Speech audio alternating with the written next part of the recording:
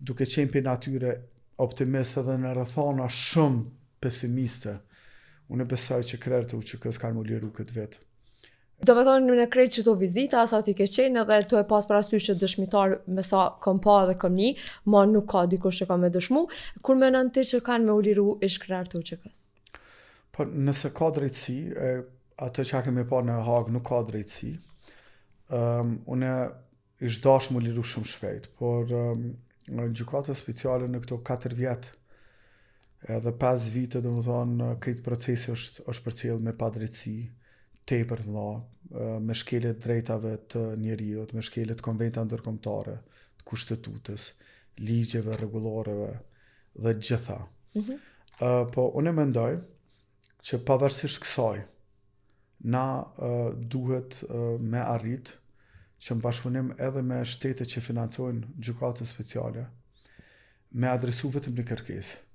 Paramendoni Kosova ndryshe prej shteteve të botës ka vetëm një kërkesë, që verdikti me qenë i paanshëm. Me kanë fair edhe i paanshëm. Se duke qenë verdikt fair edhe i paanshëm,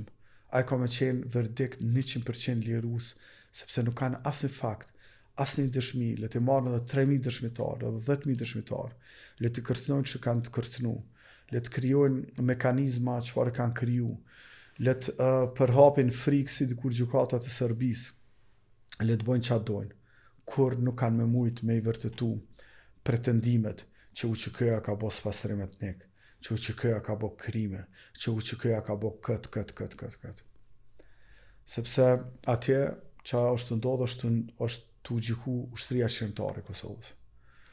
Edhe unë si deputet i ri, partisë që unë i takoj, e cila në këto 4 vjetë i ka nejt gati krerët e UÇK-s, në baza ditore. Edhe nëse nga njerë nuk është pa në publik, ata i kanë nejt edhe i kanë qëndru afër me krejt ato që kanë pas, tash kanë ndryshu rrethanat e kemi deputet, një numër më të madh të deputetëve në kuvend, shpresoj që edhe rrethanat politike kanë ndryshu në qasi mënyrë, që na me kriju disa mekanizma, cilët nuk kanë për synim ndërhyrje në drejtësi, po veç që kanë për synim me adresu këtë kërkesë që na e kemi që verdikti me kanë fair dhe i paanshëm, edhe duke qenë për natyre optimist edhe në rrethana shumë pesimiste, unë besoj që krerët e UÇK-s kanë më liru këtë vetë. Edhe ma shumë është si shpresë, edhe ma shumë është edhe si një thirrje që krejt qytetarët e Republikës Kosovës, krejt partitë politike, krejt liderët politikë me punu në këtë drejtim, se nuk bëhet fjala atje për individ, po për Kosovën.